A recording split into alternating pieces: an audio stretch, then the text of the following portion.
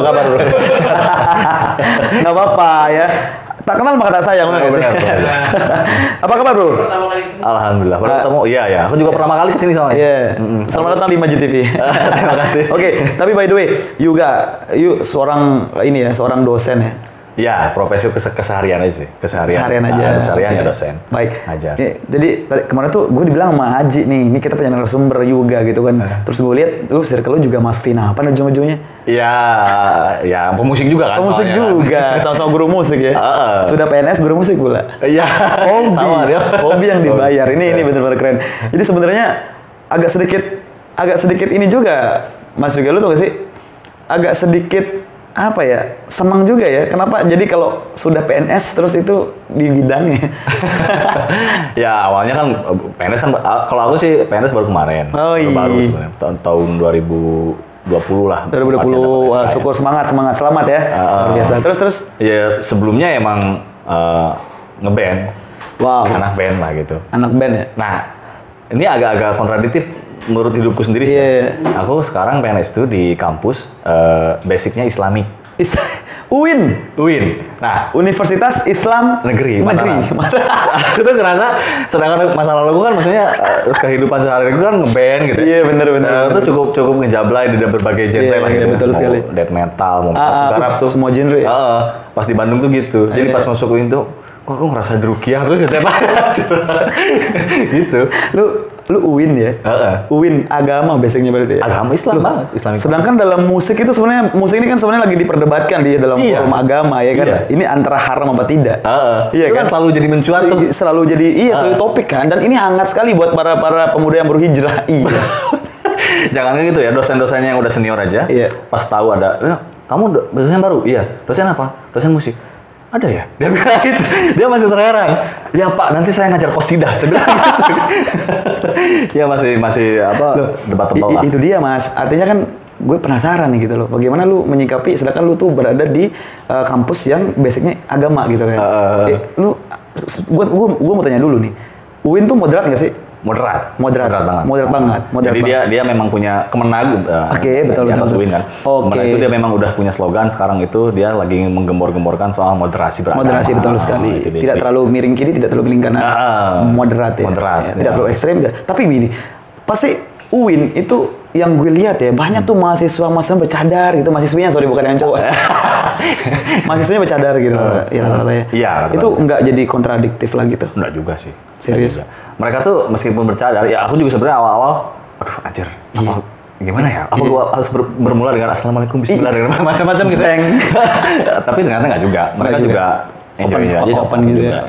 Makanya kan banyak sebenarnya, apalagi di kalangan pemuda-pemuda yang baru hijrah gitu kan. Tiba-tiba dapat kajian musik haram, gitar dipatahin, gitar digantung, dijual gitu kan. Kenapa bro berhenti main gitar? Haram. Iya benar. Aku punya temanku ya maksudnya temanku juga gitu. Nah, dia kuliah sama-sama barengan sampai lulus kita barengan. Ya main musik ngeband barengan. Sekarang kemudian dia memilih hijrah dan itu pilihan dia juga sih ya. Cuman ya yang kami sesalkan dengan di teman-temannya itu ya dia kemudian membid'ahkan yang lain. Nah itu yang ini yang seru banget. Dia pilihan dia sendiri sih ya. Benar sekali. Nah itu dia Mas juga. Gue tuh akhirnya concern sama hal perkara-perkara itu. Ini kan kita bahas agama ya. Woi, Maji people nih kena siraman rohani. Tapi serius, kita bicara musik. Aku tuh suka banget sama musik. Apalagi pertama denger siapa yang You Rise Me Up?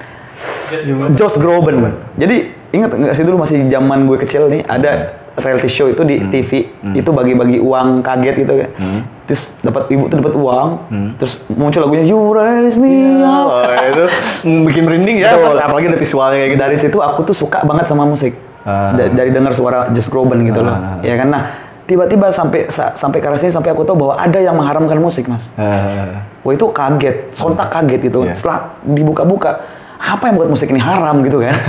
Iya kan? Nah, sebelum kita bedah ke sana Mas, karena kan awam agama ya, dari lu sendiri, bagaimana lu menyikapi soal musik yang dikatakan haram oleh beberapa orang dan lu sendiri berada di kampus Islam, which is bla bla bla bla. Oh, oke. Anjir agak panjang sih sebenarnya, nggak apa-apa ya. Nggak apa-apa. Kalau aku pribadi, aku tentu saja sebenarnya sangat nggak setuju ya di haram-haramin. Kenapa? Karena aku termasuk orang yang katakanlah mengenal agama lebih dalam, justru jalurnya dari musik. Kalau aku nggak kenal musik, mungkin aku nggak bakal kenal agama yang lebih dalam. Oh ya, ceritanya gimana? Jadi menurutku itu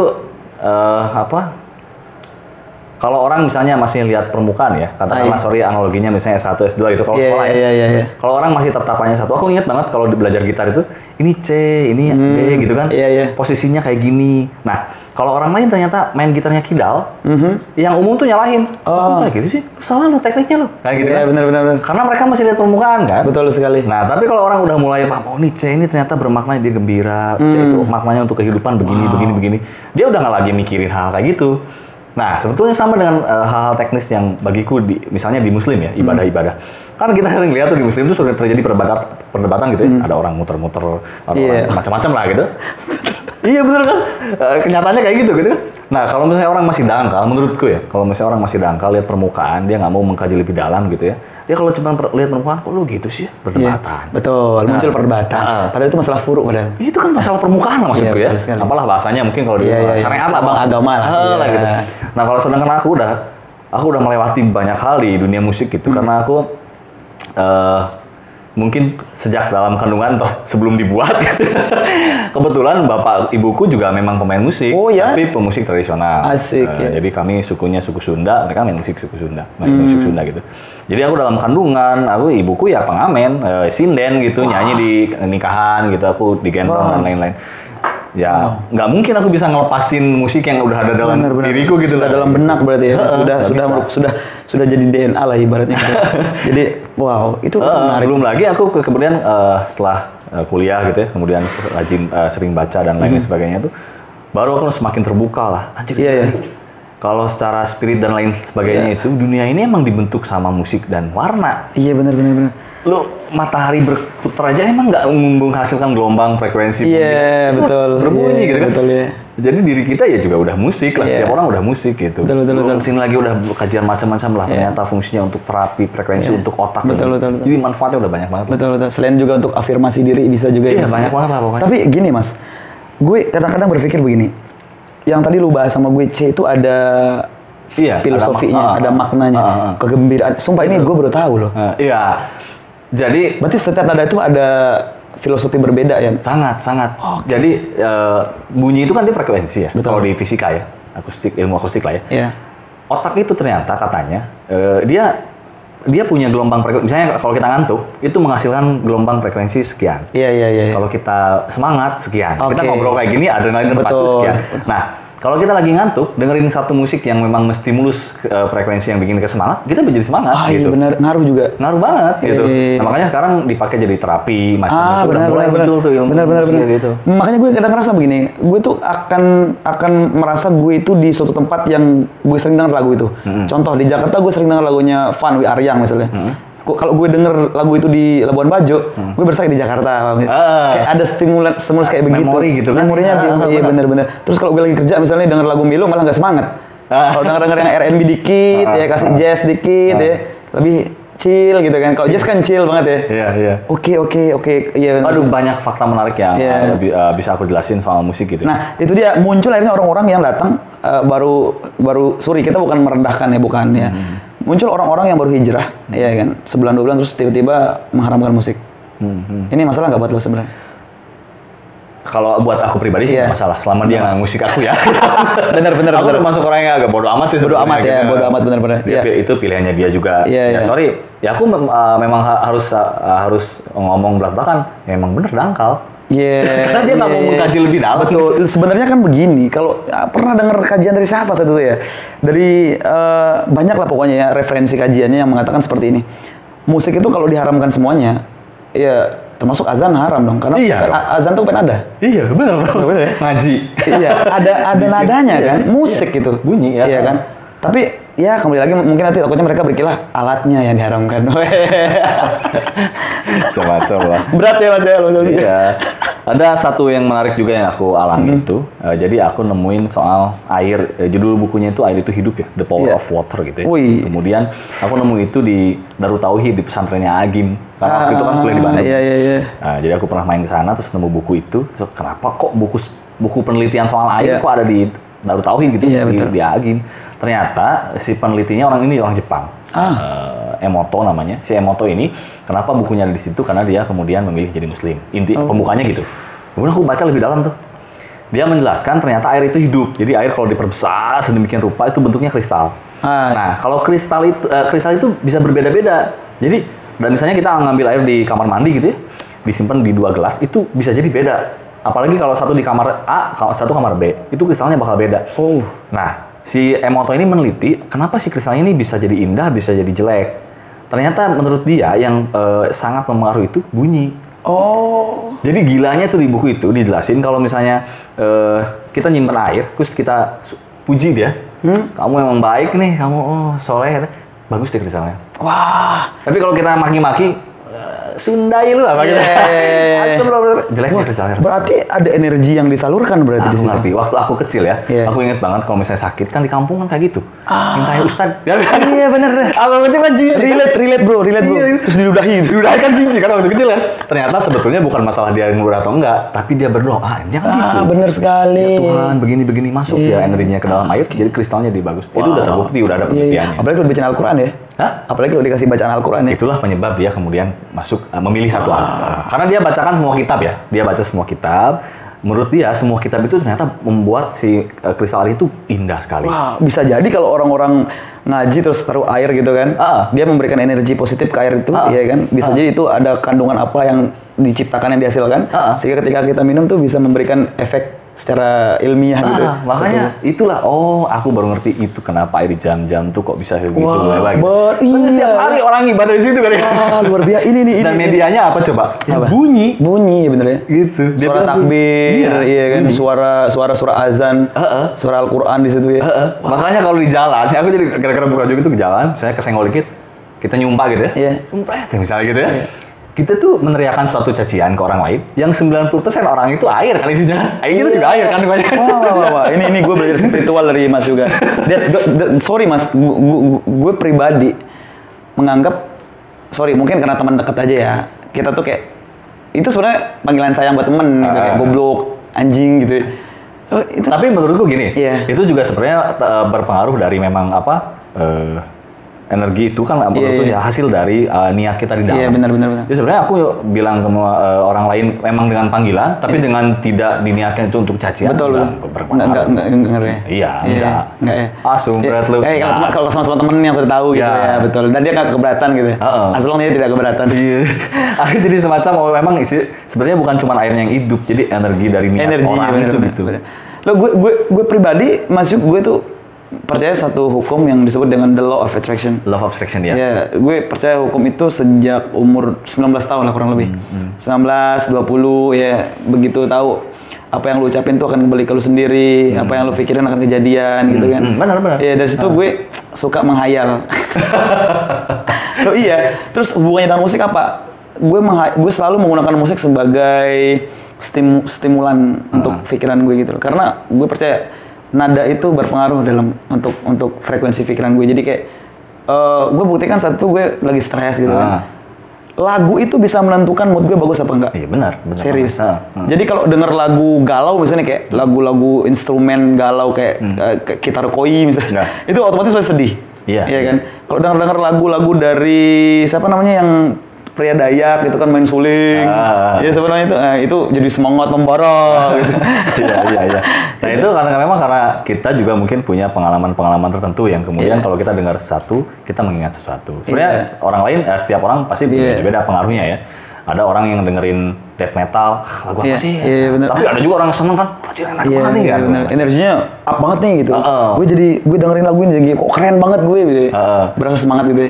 Nah di Lombok ini aku nemu yang menarik nih. Di Lombok Timur ada namanya musik kebangruan.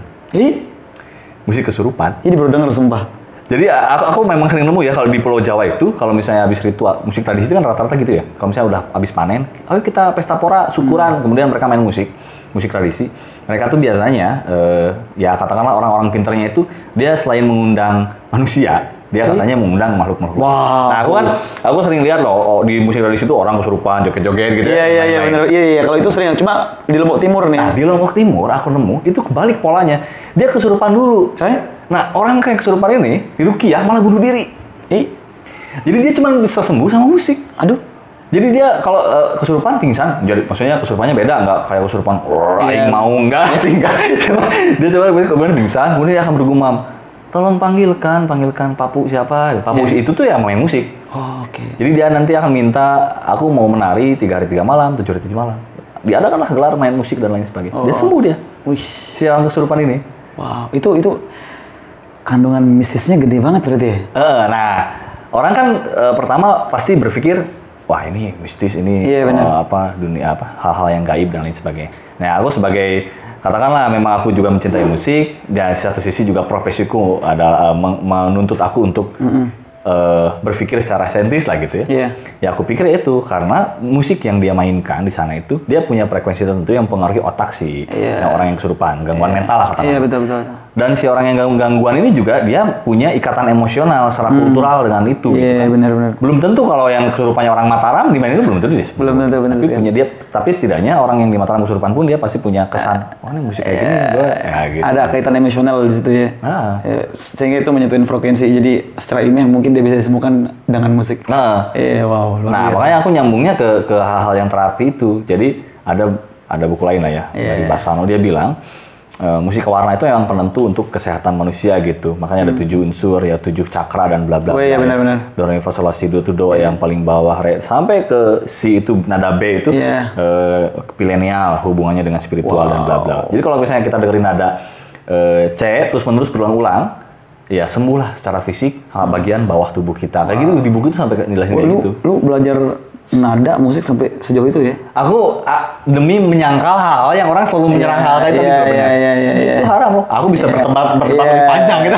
Sehari semalam ya. Dengan alasan-alasan yang sangat gitu. Iya benar sih, karena kadang-kadang orang tanpa ilmu juga mulai mengeluarkan statement yang dia sendiri belum punya keilmuannya di studi, tidak kapabilitas dalam hal itu, terus tiba-tiba ngomong seperti itu ya. Jadi aku udah keterlanjur basah di dunia musik, aku harus nyelam sekalian gitu. Tapi kita bicara soal musik lebih dalam. Kita bicara musik secara industri sekarang. Ya, industri. Oke, lu main musik sejak kapan? Main band SMP ya. Kelas 2 SMP. Main band SMP. Main band SMP. Kalau belajar gitar SD mungkin. SD ya udah. Ya. Berarti lu punya band berarti? Dulu punya dan sering gonta-ganti. Oke, kan kalau kita mau lihat nih banyak band-band dulu yang sangat-sangat bisa dikatakan dapat hati di masyarakat Lombok ya. Seperti Daun Band, ingat sih? Daun Band ya kan tahun berapa tuh? SD gue itu, SD SMP ya. 2000-an ya, 90-an lah kali ya. Iya, pokoknya 2000-an ke atas lah ya. Di bawah 2010 intinya. 2005 Daun Band ya. Bidadari. Sama. Poci fans. Lu kenal orangnya. Terus sama siapa lagi? Kelas Band. Kelas Band ya. Ada melodi bassnya dem anjay. Beneran orang musik dia bener. Bener. Terus ada siapa lagi? Virtual ya. Putri Mandalika gitu. Si Oleng ya. Terus muncul Amtenar. Ya, di bawah naungan V manajemennya. Oke. Iya.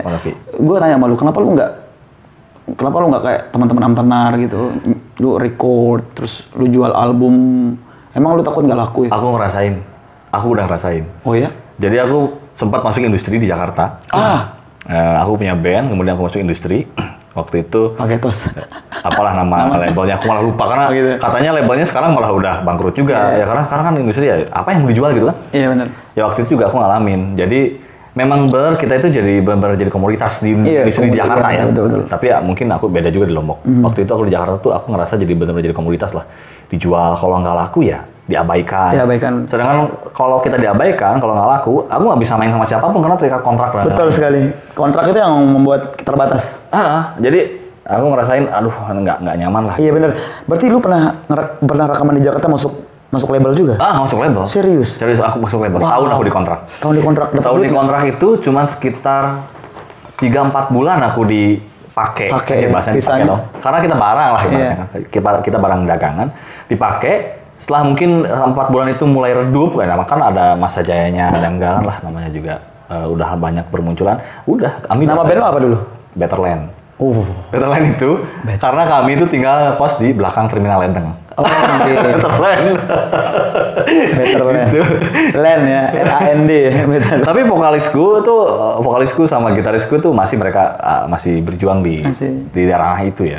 Masih berjuang di belantika musik lah ya. Di dunia industri maksudnya. Iya. Ya, aku masih dukung.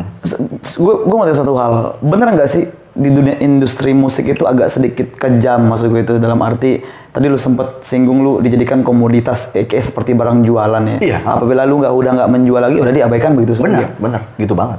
Oh gitu. Dan sialnya tuh mending kalau misalnya kita diabaikan, oh nih udah nggak laku nih, terus kita bisa kemudian mencari selah-selah lain diperbaiki gitu kan, biar menjual lagi. Kan biasanya band itu satu manajemen tuh dia menaungi berapa band gitu ya, 3-4 ya, kayak di Lombok lah. Vinavan itu kan dia punya Amtenar, ada Pamela. Iya, Pamela Bagan ini ada Intuisi. Apalagi di Jakarta lebih banyak lagi tuh, satu manajemen tuh berapa gitu. Nah dia tuh udah kayak barang mana yang mau dijual kan, lu main, oh laku nih, terus gitu kan. Tapi udah mulai redup, redup nih, coba turunin ganti, rolling. Nah, yang dia ganti ini kan dia simpen tuh. Benar. Band Better Land-nya disimpan. Nah, sialnya kita kan nggak bisa mencari manajemen lain, nggak bisa mencari event sendiri. Dan lu nggak bisa ngapa-ngapain. Nggak bisa ngapa-ngapain. Iya, di kontrak kan udah terikat tuh. Selama lu nggak dipakai, lu nggak boleh. Bener. Kontraknya per KTP lagi kan? Kalau per band serah lagi. Per KTP anjir sial banget ya. Gitu. Berat juga berarti ya. Makanya Igor bilang sama gue begini, Igor. Dulu sebenarnya Amtenar itu mau tanda tangan kontrak dengan label apa gitu namanya di Jakarta, dengan catatan mereka harus meninggalkan PNS mereka. Iya pasti. Satu-satunya orang yang nolak itu katanya siapa ya saat itu ya? Yang nolak itu katanya Bewok atau Igor ya? Ditolak mentah-mentah. Serius, karena mereka berpikir musik itu nanti ada masanya dia down, tetapi kerjaan mereka tuh bisa menyelamatkan hidup gitu loh, untuk sampai nanti mereka tua gitu kan. Iya. Malah sampai sekarang kan menurutku pilihannya bagus ya, karena sekarang ternyata malah udah nggak ada lagi tuh. Rasional juga, pilihan siapapun orang yang memutuskan untuk Amtenar tidak join tanda tangan saat itu pilihan yang sangat bagus loh, kan jangka panjang, bener banget kan. Tapi seandainya Amtenar terima saat itu, ya mereka mungkin bisa besar gitu kan. Tetapi kita lihat sekarang. Iya. Bahkan sekelas siapa tuh yang bubar, Naif ya. Iya kan. Terus berarti kan ada tanda tanya di dunia musik ada apa lagi kan begitu. Apalagi sekarang muncul platform YouTube. Iya enggak? Podcast, Spotify, which is orang nggak perlu latih production. Orang juga nggak butuh production house kayaknya sekarang. Iya, dia udah bisa menjalankan ini sendiri gitu. Iya benar. Jadi sekarang udah semua band yang udah dikatakan indie sendiri. Indie semua. Iya, semua orang kita udah punya. Iya benar. Punya jalur sendiri lah. Indie ya. Indie dan semua. Pangsanya YouTube, iya nggak sih? Iya, sekarang kan etalasenya banyak lah. Betul, gitu. Etalasenya banyak, Spotify, untuk tempat display banyak, betul sekali. Deezer ya. Banyak. Jadi yang menentukan emang kualitas musik dia sama bagaimana cara dia promo kan itu aja. Iya betul. Yang menurut lu yang membuat seorang penyanyi atau band berhasil di belantika musik industri begini apa? Sekarang maksudnya? Iya, enggak dari dulu sampai sekarang apa? Oh, dari dulu sampai tiba-tiba yang bisa mengangkat orang biar jadi besar namanya gitu. Ya karya lah. Karya ya. Karya sama konsistensi dia. Ada yang karyanya bagus tapi nggak meledak. Siapa? Ada. Tapi kan maksudnya ya itu dia bagus dan enggak itu kan lagi-lagi kan dia kembali ke setiap orang ya. Kita jangan bicara pas ada YouTube deh. Kita bicara pas YouTube belum seperti sekarang. Musik anak band saat itu kan semua dari ini ya, dari label ya. Dari label kayak Mustika, terus Sony, apalah pokoknya namanya itu. Banyak karya yang bagus tapi nggak meledak. Ya kan kayak album siapa tuh yang nggak semua albumnya Dewa tenar, betul kan? Bintang 5 misalnya kan. Nggak semua albumnya Lasso meledak, nggak semua albumnya Once meledak, padahal Once kasarnya bagus ya. Menurut lo, kita bicara dari bawah aja nih. Apa yang membuat orang tiba-tiba meledak karyanya? Momentum sih. Momentum ya? Iya, momen yang pas sih menurutku. Ya, tapi kadang-kadang di satu sisi momen itu juga memang diciptakan juga. Itu dia. Sama orang-orang. Benar. Ujung-ujungnya mereka lagi orang industri. Mereka juga. Berarti saat itu mungkin dengan cara lo ikut inbox kali ya? Iya. Jadi waktu itu ada paketnya. Jadi kalau misalnya kita band baru nih, ditanya sama label, lu punya duit berapa? Karena beda generasi ya. Waktu generasi mungkin band-band zaman dulu ya, mungkin Dewa, Gigi dan lain sebagainya itu banyak investor, orang kaya yang mau nanam duitnya di label, gitu kan. Tapi kesini-sini udah nggak mau karena apa ya, jualannya susah. Akhirnya label ini hanya sekedar semacam gate portal untuk memasukkan si musik ini ke berbagai konten ini gitu ya. Distributornya aja sih. Misalnya datang aku misalnya, band apa lu? Betterland. Punya duit berapa? Nah gitu. 200 juta misalnya gitu. Oh 200 juta, lu bisa masuk inbox, dahsyat. Jadi udah ada paketnya. Duitnya berapa? 400 juta. Oh itu lebih besar, bagus. Kamu bisa masuk radio gini gitu. Jadi kita yang bayar. Wow.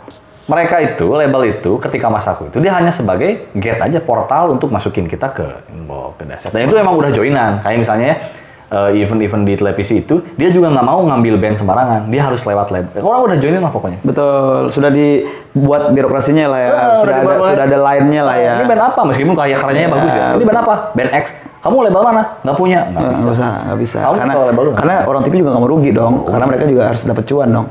Iya, gitu. Gila. Itulah. So, makanya that's why lu akhirnya memutuskan untuk tidak kesana berarti ya? Nggak, akhirnya kesana. Akhirnya udahlah. Aku sempat bermacam-macam ya. Sempat akhirnya tahun kontrak, selesai kontrak itu aku sempat ngejoki juga. Jadi ada banyak band-band yang band-band yang muncul. Itu ini unik juga. Aku nemu fenomena banyak band yang bagus karyanya. Yang dijual adalah tampang. Iya benar. Atau dia punya duit yang tadi itu. Betul sekali. Pas dia disuruh rekaman, blank dia. Blank ya. Dihubungin sama tembok, nanti bingung dia. Iya, nah, akhirnya dia nyawa orang. Joki. Nah, aku pernah jadi joki. Sering banget gitu, jadi joki. Sering banget joki di sampingan. Tapi bagaimana mungkin lu bisa menikmati musik? Bagaimana cara lu menikmati musik saat nggak ada orang yang tahu karya lu? Sebetulnya bukan berarti nggak ada orang yang tahu karyaku. Kalau aku bikin karya, aku wajib ada orang yang tahu karena karya harus dikomunikasikan. Betul. Aku punya pesan, meskipun itu media katarsis untukku. Jadi kalau aku prinsipnya gini, analoginya gimana ya? Kayak aku main basket sama dinding kali ya. Wah, bener. Jadi kalau aku main basket sama dinding itu kan untuk diriku sendiri. Iya benar. Dia pasti mantul kalau. Betul. Tapi ada jejak di dindingnya. Anjir, berat kayak gitu lah. Jadi aku bikin karya itu sebenarnya memang benar untuk aku sendiri. Tapi setidaknya itu harus ada jejak di orang lain gitu, minimal gitu. Lu Lombok kan juga punya banyak musisi yang hebat-hebat, Bro. Banyak. Banyak gue sebut salah satunya Abi Summer. Ya. Iya kan. Abi Summer, terus siapa lagi ya? Am Tenar, Kevin Leon. Yang anaknya Om Rudi, siapa? Iya, Bapak. Iya, gitulah pokoknya. Terus apa lagi ya? Pamela, suaranya emas banget tuh bocah ya. Ada di sini penyanyi reguler Cory. Generasi atasnya Ari Julian lah. Ari Julian benar. Nah, lu kenal dekat nggak sama Ari Julian? Dekat banget. Oke. Ini gue sempat denger gibahin. Sorry Kang Ari. Sorry, mungkin nanti kita akan podcast sama Kang Ari Julian. Harus. Ini perlu gue sampein. Di beberapa pemain reguler, Ari Julian tuh sering diprotes ya, karena aransemen musiknya gila jauh banget gitu kan. Katanya, lu kalau denger Ari Julian main Hotel California, lu nggak bakal tahu itu lagu apa. Lu nggak bakal tahu. Nah, oke, gue mau tanya satu hal. Emang nggak boleh pengaransemen lagu baru, lagu orang menjadi dengan nada berbeda? Ya nggak ada aturan boleh atau nggak ada aturan kan? Nggak ada, ya boleh-boleh aja. Problemnya berarti di mana? Ya di penontonnya aja sih. Oke. Oh mungkin para fans gitu ya? Iya sih. Kan namanya dia juga kan itu dia kan di dunia apalah, di dunia ngamen lah. Kan banyak orang yang memang berharap sambil makan sambil minum dia dengerin lagu yang mungkin dia suka. Betul sekali. Tapi ternyata banyak juga yang kemudian suka versinya. Ya versinya dia. Makanya gue bilang, gue tanya sama teman gue yang komen kayak begitu. Emang salahnya di mana bro? Gue bilang itu kan. Loh, coba deh lu dengerin apa. Saat itu gue kebetulan kenal sama salah seorang pemegang kafe di Lombok, Mas Agus, yang di ini loh gem kopi. Oh ya, oke. Yang dimentingkan Ari Julian saya main di situ. Iya. Bener. Gue sampai nggak tanda tuh lagu. Tapi which is good dia pakai banjo, iya kan? Di countryin gitu. Wah itu that's good man. Iya. Nggak ada salahnya gitu. Asal kita menikmati why not gitu kan. Iya. Benar nggak? Iya. Dia tuh kan biasanya kalau pengamen ya termasuk aku juga nggak terlalu di dunia ngamen nggak terlalu ya. Karena biasanya pemain musik di dunia ngamen tuh aku harus disuruh ngulik bener gitu barnya sekian. Iya benar. Dia kaset banget ya. Lu ngapain lu dengerin CD aja bener. Nah, Ari Julian tuh enggak. Yeah. Ya aku belajar dari dia juga ya, enggak harus kayak gitulah dia main karakternya dari sendiri juga. Tapi aku suka dari Ari Julian itu adalah dia walaupun enggak ada pengunjung dia tetap main, Bro. Nah, itu juga kurang ajarnya Ari Julian ya. Kurang ajar lah dia itu. Dia tuh gimana ya? Dia main mau ada penonton, enggak ada penonton, main mau aja. Penontonnya istrinya sendirian sama, spiritnya tuh sama. Gue buktikan men. Gue kan nge-MC bro. Gue nge-MC. Gue tuh kalau nge-MC terus crowd-nya nggak dapet, gue down dong. Benar. Tapi sebisa mungkin gue atas itu biar nggak kelihatan kacang banget, tetap profesional. Tapi sejujurnya down, man. Lu nge-MC-in yang hadir cuma bocil-bocil usia 6 tahun. mati kutu nggak sih? Ya kan? Nah, Ari Julian saat itu gue di acara yang sama. Malam tahun baru, yang datang cuma anaknya si bosnya doang. Gue satu frame sama dia satu. Dan tetap kan? Maksudnya energinya tetap main. Iya. Sumpah, itu keren sih. Ari Julian terus podcast. Karena dia juga. Aku kalau ngomong sama dia tuh, kita susah kalau udah ngomongin musik ya. Karena gimana ya? Musik itu udah dirinya sendiri gitu. Iya bener. Dia tuh dalam musik udah. Mau ada yang denger apa enggak, yang penting dia nyanyi. Dia mau nyanyi sendiri, dia sudah menganggap tanah, pohon dan lain sebagainya itu penontonnya dia. Sambil main jus. Jadi ngerasa energinya tuh sebenarnya sama aja. Mau penontonnya banyak, mau nggak ada penonton, sama energinya itu. Bener. Lu main daerah Senggi nggak sih? Sering-sering kenalan anak pemain musik Senggi nggak? Nggak terlalu sih. Nggak terlalu ya? Berarti lu asli mana sih sebenarnya? Aku kan aslinya Jawa Barat sebetulnya. Oke, lu asli originnya Jawa Barat? Iya. Oh, pantes. Tasikmalaya namanya. Tasikmalayanya, Sunda pisan. Masa sih lokalku kelihatannya? Iya, Sunda pisan lokalnya. Jadi orang teh malu. Tapi lu sampai tinggal di Lombok, alasannya apa? Kerjaan.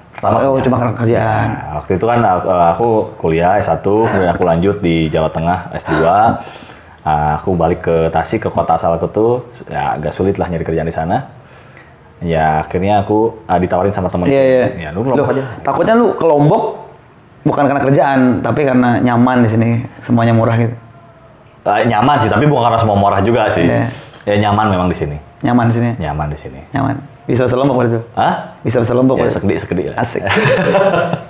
Sebenarnya nggak terlalu jauh beda juga bahasanya. Jadi gue pernah punya mantan tuh orang Sunda, bro. Dia nih, gue tuh seneng orang Sunda tuh kenapa kalau marah itu halus tetap ya. Serius. Ini kalau bini gue nonton nih, wow dia dia tuh paling gak suka gue bahasa Sunda. Gitu. Ya, dia tahu berarti ya. Iya, jadi beberapa kali ke Bandung gitu kan. Iya. Oh, dia orang Bandung? Iya, dia orang Bandung. Jadi dia di Bandung banget, di kota di Sudirman. Oh, Sudirman.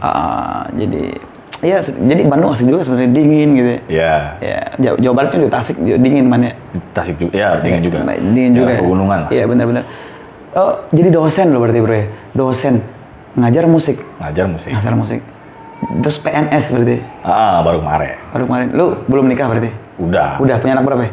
2. Wih, gila udah punya anak 2. Rasa jadi ayah gimana? Ya gitulah.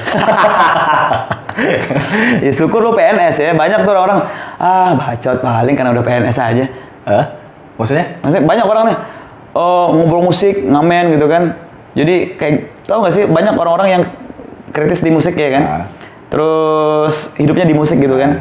Tapi secara nggak langsung ada orang juga kadang-kadang yang julid gitu kan. Julid dalam arti wah dia mah enak. Mau ngamen nggak ngamen tetap PNS gitu lah nggak sih. Tapi kan sebelum PNS aku udah main musik, jadi aku juga ngerasain ngamen, aku nggak ngerasain. Meskipun ya aku nggak terlalu intens itu. Jadi aku prinsipku gini kalau di musik ya, kalau aku pribadi. Kalau itu dia ibaratkan perempuan gitu ya. Berat. Perempuan. Kalau tadi ngomongin mantan nih. Kalau diibaratin perempuan, ada banyak orang, dia punya pacar, punya istri lah gitu, punya perempuan, dia jual perempuan. Untuk dia bisa makan. Kalau aku nggak, aku mencintai perempuanku, aku harus kerja. Aku punya duit untuk menghidupi perempuanku. Oh, paham gue maksudnya. Jadi kalau aku mencintai musik, aku nggak menjual musikku untuk aku makan, enggak. Aku kerja, aku ngajar di kampus A, B, C, termasuk sama Kak Novi Navan, aku ngajar di SMK. Tapi apakah itu tidak terkesan munafik? Lu bilang lu nggak ngejual musik lu, padahal nanti bagaimana kalau nanti ada salah satu vendor ngajak lu main? Artinya lu ngejual musik lu kan di situ? Main, maksudnya lu perform dan karya lu. Ya. Terus lu jualin, lu diajak record misalnya. Sebenarnya aku nggak punya niat untuk jualan. Oh, nggak niat? Nggak niat sama sekali untuk jualan. Jadi aku di Lombok ini udah ngeluarin 2 album. Sekarang lagi mau album ketiga nih. Wah. Itu orang kalau ada yang suka, kemudian nyari di Spotify, nggak nemu. Oh. Karena aku emang nggak masukin ke Spotify. Lu nggak jual tuh lagu ya? Emang aku nggak jual. Oh gitu maksudnya. Nah tapi belakangan ini baru aku berpikir ulang. Aku mau aja masukin ke sana dengan alasan tidak untuk dijual sebetulnya. Jadi kalau orang mau minta ya tetap aku kirimin WhatsApp. Cuman katanya di Spotify dan lain sebagainya itu dia punya copyright yang copywriting Shopee. Aku harus jujur, di Indonesia tuh masih berantakan lah. Betul. Soal hak cipta gitu ya. Betul, hak cipta, benar. Nah di Spotify itu, jadi kalau misalnya ada orang pakai laguku di YouTube misalnya gitu, itu dia bakal kena hak cipta gitu, karena laguku ada di Spotify. Itu yang mungkin aku manfaatkan ya, karena aku khawatir laguku juga disalahgunakan. Nah, bicara soal hak cipta, ini kan sedang lagi diperjuangkan misalnya. Muter lagu orang di kafe kan sekarang dapat kena royalti, bro. Iya, udah ada aturannya gitu kan. Aturannya gitu. Tapi masih belum maksimalnya itu, siapa yang memungutin pajaknya itu yang masih. Iya, caranya gimana gitu. Makanya kalau misalnya negara mau ngasih keputusan, oke, kamu main lagu orang di kafe, bayar gitu kan. Nah, yang ditarikin duitnya kan kafenya.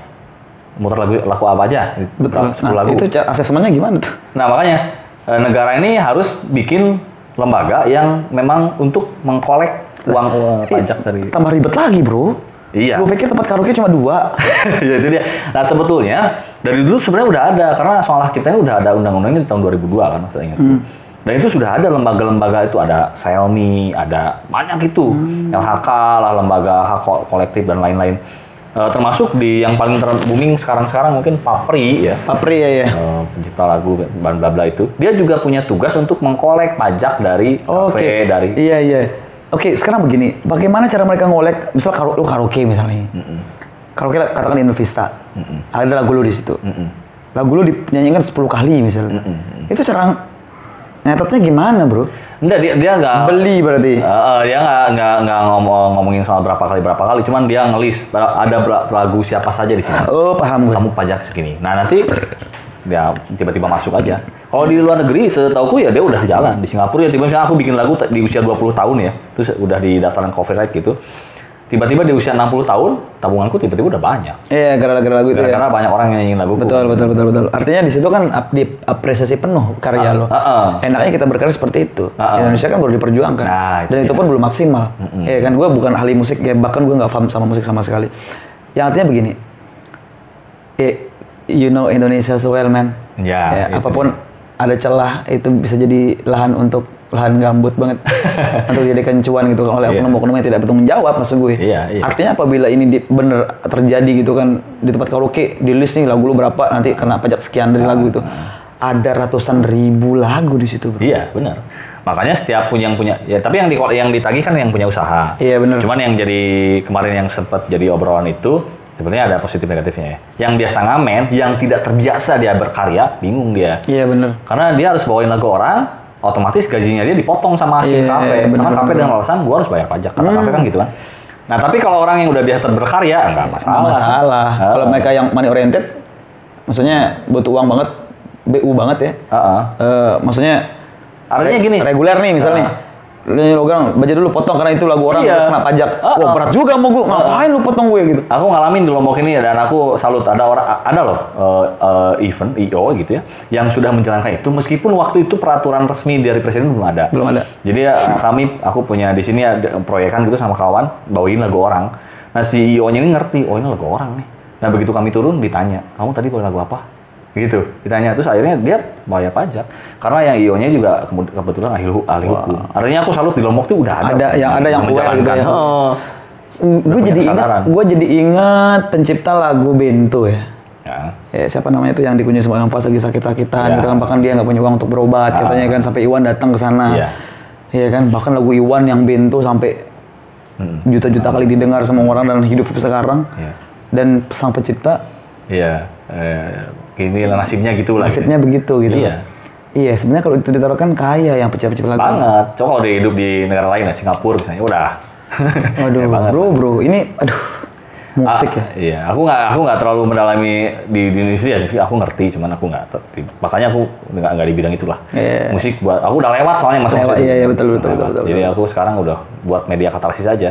Iya. Jadi aku kerja misalnya apalagi sekarang ya udah PNS jam 7 sampai jam 4 gitu ya.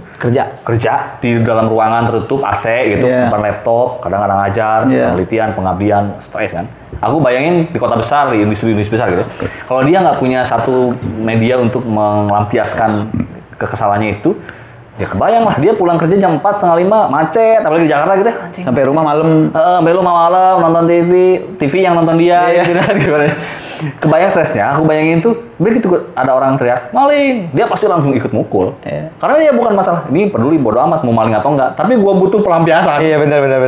Nah musik itu menyelamatkan itu. Iya. Itu intinya. Itu the way orang rilis stres. Iya. Gua jam 4 udah stres macam-macam, aku harus main musik. Atau bersenian lah. Genre lo apa sebenarnya bro? Yang paling aku suka sebenarnya kalau aku kan paling lama main instrumen bass ya. Paling lama dari aku pertama kali ngeband sampai sebelum ke Lombok aku main bass. Cuman waktu ke Lombok nggak laku. Ya nggak punya band. Tapi aku sering bikin lagu sendiri. Nah aku pikir, aduh ini sayang nih kalau nggak ada yang nyanyiin gitu. Waktu aku punya band ya bandku yang nyanyiin. Tapi sekarang, aduh sayang. Akhirnya aku mau maksain lah nyanyi. Ya aku nggak biasa nyanyi sebelumnya. Ya nggak mau lah 1, 2, lama-lama 7 lagu sealbum. Nah tapi karena sesuai dengan kemampuanku, aku pengen sebenarnya aku paling suka genre yang keras, rock. Oke, rock. Nah, makanya aku lebih merambah ke hal metal gitu. Heavy gitu ya. Rock pokoknya. Aku nggak terlalu bisa mainin jazz itu aku nggak terlalu bisa. Pemain bass yang menginfluence lo bermain bass siapa? Yang ada tapi dia bukan orang terkenal lah. Dia guru bassku. Oke. Sebenarnya awalnya kejebak juga ya. Aku tuh dikursusin gitar sebenarnya sama ibuku kan. Kayaknya kamu memang berminat, coba kamu kursus gitar. Nah si guru gitarnya itu nggak pernah datang. Nah itu yang suka ada tuh ya guru bass. Nah kamu daripada sama dia, kamu belajar sama aku aja, kamu bayar ke aku gitu. Bass. Ini alat musik apa kok cuma 4 sebenarnya? Bass kan bahkan ada yang senar 12 juga bass. Ada, waktu itu kan nggak booming, yang umum kan 4 lah. Yang 4. Musik apa nih kok gitar besar ukurannya, terus cuma 4. Terus dia berat lagi. Dia main slide kan. Anjing keren banget. Slap. Slap bener. Gantilah ini aja gitu. Kalau aku jujur aku suka Flea. Flea ya. Ya, Red Hot Chili Peppers. Ya. Dia tuh nyentrik. Terus energik banget di panggungnya. Iya. Aku sering mainin juga. Yang cukup sering waktu itu waktu zaman-zaman muda yang paling agak-agak ini keren lah kalau mainin itu Dream Theater. Oh. Dream Theater. Yuk. Friends musik punk gak sih? Punk apa funk? Punk ya. Punk ya suka juga. Suka juga. Tapi kalau aku mainin kalau punk ya agak kesinian lah, udah melodic punk, nggak punk yang murni waktu itu. Iya betul. Makanya dulu tuh aku tuh heran ya, aku tuh pengen banget bisa satu alat musik secara permanen, paham gak sih? Tapi nggak bisa bro, sumpah. Main keyboard bisa cuma kunci apa gitu, paham gak sih? Ya nggak apa-apa ya itu musik tetap kan. Terus main gitar nggak sampai bisa main melodi gitu, nggak ngerti tangga nada, paham gak sih? Bisa genjreng bisa A B C D E, minor mayor crash. Cuma nggak ahli banget itu nggak sih? Nggak apa-apa. Main drum coba bisa, dusta. Aku di UIN itu ngajar jurusan PIAUD, Pendidikan Islam Anak Usia Dini. Bayangin aku yang terbiasa main death metal, masih musik rock, sekarang udah aja la ya. Tapi memang masalahnya bukan masalah, maksudnya manfaatnya di situ. Artinya mahasiswa aku nanya, Pak gimana sih cara main musik? Teknisnya apa harus belajar enggak. Kamu cukup bergumam, bersenandung, dan kamu bahagia, itu kuncinya itu selesai. Kamu main musik. Karena musik udah ada dalam diri kamu sendiri gitu.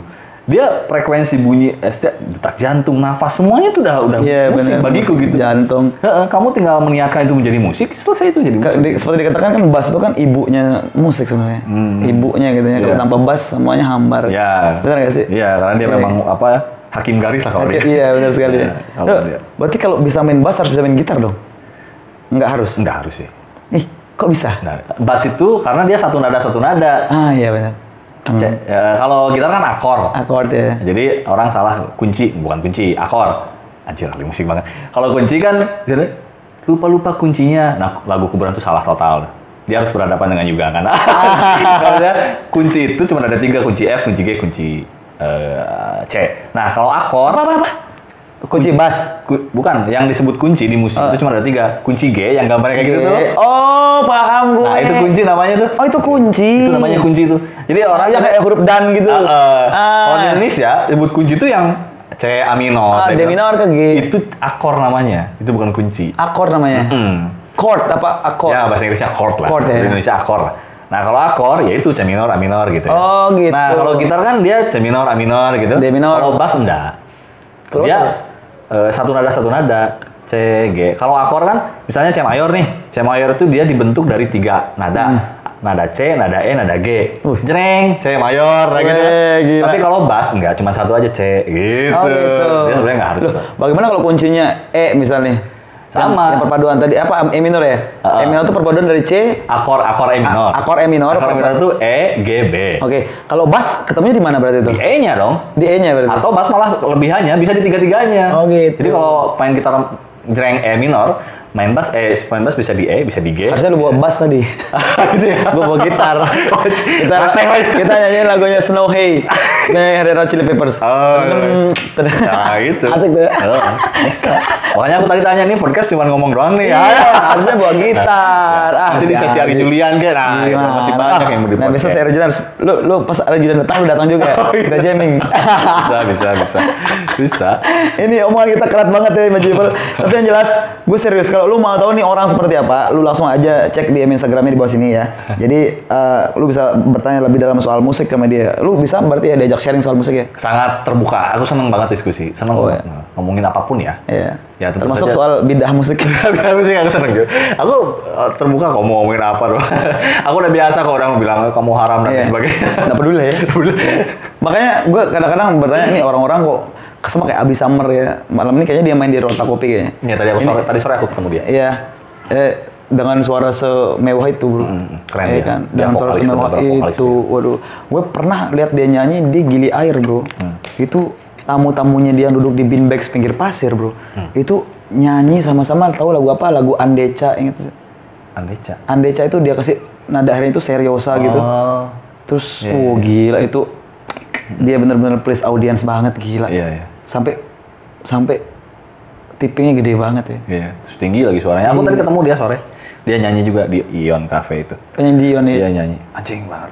Keren. Kok bisa kayak gitu suaranya sih? Waduh, memang teknik nyanyinya keren pisan, Ya itu dia sudah apa ya? Dia sudah menyatu. Betul. Musik dengan dirinya itu dia sudah menyatu. Ya, makanya gue kadang-kadang ngeri sama orang kayak Abi gini ya. Ini lagi uang di barat, man. Iya kan? Tapi gue nggak tahu alasannya Abi apa setelah dia ikut idola pencarian bakat seperti itu ya kan. Which is kalau seandainya dia mau lebih all in lagi kan sebenarnya bisa, all out maksudnya. Iya. Sebenarnya kan dia bisa tuh. Tapi itu sebenarnya tanda tanya buat gue sebenarnya. Untuk sekelas Abi dengan karakter vokal seperti itu yang cukup membuat orang bergidik gitu kan. Nggak bisa lanjut lagi di sana di kota besar, bro. Iya kan. Gue bingung apakah jurinya kurang kompeten atau ini by request ya. Ya, entah juga ya. Gue nggak masuk uzon sebenarnya. Tapi yang jelas, he is a good ya. He's really great. Makanya kalau bini gue paling suka tuh lagunya Abi Summer tuh. Bini gue paling suka. Makanya pas, Briliana kemarin tuh pas di Rota, sampai minta, Mas Abi nyanyiin dong, lagi hamil nih. Iya, besok lu harus bawain gue Ari Julian ya. Ari Julian ya? Iya, bawa sini kita datang. Ini podcast ini nanti aku share ke dia. Iya, samaan datang pokoknya. Kita jamming di sini. Oke. Ya, bawa gitar bass ya, sama benjo lah. Dia tadi udah ngechat ini. Dia lagi jamming juga di komunitasku. Jadi aku bangun komunitas sama dia. Di mana komunitasnya? Di Meninting. Jadi aku sama Ari Julian tuh bikin komunitas namanya RKM di sana. Jadi malam ini dia ngadain gelaran acara namanya Sunday Santai. Itu open mic gitulah. Siapapun boleh nyanyi, siapapun boleh baca puisi, apapun di sana. Wah, ya, asik. Anak-anak seni banget sana berarti. Dia udah di grup udah rame nih. Mana ini lah gitu. Ntar dulu nih ada lebih penting. Kirim salam buat Kang Ari ya. Gue tunggu kita podcast ini. Itu luar biasa sih. Ini gue nggak sabar banget ngobrol podcast sama dia. Apalagi rambut panjangnya itu bikin wow, semakin otentik musiknya itu ada di dia banget gitu. Nah, ya itu saranku suruh dia harus nyanyi di Imaji. Benar. Karena ya kadang-kadang aku lebih merasa energi dia tuh nyampe ketika dia nyanyi. Kalau ngobrol aku lebih banyak debat sama dia. Oke, bro, satu lagi segmen terakhir ini, lu kasih apa ya, sama anak-anak muda nih Imaji People nih. Kalau mereka ingin bermusik terus seperti gimana mulainya bla bla bla. Nah, ya menurutku itu tadi ya, aku sempat ngobrol di awal bahwa apapun yang pilihan kalian itu ya, musiknya mau apapun, yang apa kalian suka, yang penting kalian bahagia gitu ya. Tapi itu please lah, cintai prosesnya, jangan instan gitu. Itu aja sebenarnya, karena proses itu yang menjadikan karakter kita, kehidupan gitu kan. Iya, luar biasa. Iya, kalau kita nggak mau berproses tiba-tiba ini ya instan juga nanti jadi orang ya instan ya terkenal instan ya mati juga instan biasanya gitu. Betul sekali. Jadi ya aku pesan gue itu ke orang-orang apalagi di sini yang anak muda itu karena sekarang medianya banyak, saya pengen gitar tiba-tiba lihat YouTube langsung bisa gitu. Chris Brian kan YouTube juga gue internasional. Jadi kosong, artinya maksud gue tuh jiwanya tuh ya kosong lah, dia cuma jago sih tapi nggak ada. Esensinya nggak dapet. Nah, Sedangkan kalau kalian berproses itu, kalau kita berproses itu jadi karakter kita. Nah, jadi setelah jadi karakter, ya kita adalah apa yang kita dengar. Oh iya benar sekali. Gitu. Karena proses nggak pernah hianati hasil ya. Wah, luar biasa. Proses bikin anak. Yuga, thank you datang ke Yuga TV. Oke, buat kamu Yuga People, ternyata obrolan sama Yuga sebenarnya nggak cukup ya, karena besok kita akan ngobrol lagi sama Yuga sama Kang Ari Julian, dan besok kita akan jamming. Iya, setuju. Ya, Oke. Buat lu semua Imagine People, jangan lupa follow juga Instagramnya juga di sini ya, langsung follow ya, karena lu banyak dapat insight soal musik dan banyak hal tentang musik dari Doi ya. Karena Doi juga dosen dan ngajar musik juga, which is circle-nya dia ini orang-orang musik. Dan itu benar-benar luar biasa buat kalian yang mau gabung komunitas LKM juga ya. RKM ya? RKM Pak LKM? RKM itu bisa banget. Langsung aja DM langsung Kang Yuga di sini. Dan buat kalian semua, thank you banget sudah support Imaji TV. Terima kasih banget buat kalian semua. Don't forget to like, comment, and subscribe. Gue Rizal in the Sky. Dan gue juga Gana. See you next time, man. Bye-bye. Terima kasih sudah menonton video ini. Jangan lupa tekan tombol subscribe untuk menunjukkan dukungan kamu terhadap channel ini.